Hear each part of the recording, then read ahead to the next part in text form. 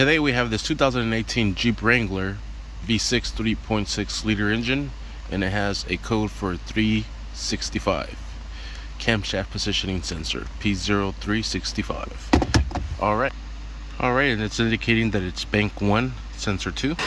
Alright, we'll first pull this cover off, and I just have this fan trying to cool down the engine. Okay, so the passenger side is bank 1, the driver's side is bank 2. Bank side's here, camshaft positioning sensor is way back here.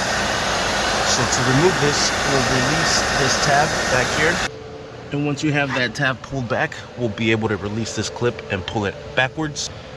And it is a little tight to get in there, but once you pull that red clip backwards, it should slide right out.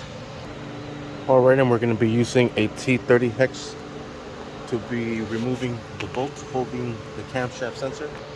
And once you have it loose, just wiggle it out of there. Oh, you're gonna need some elbow grease to pull that sucker out.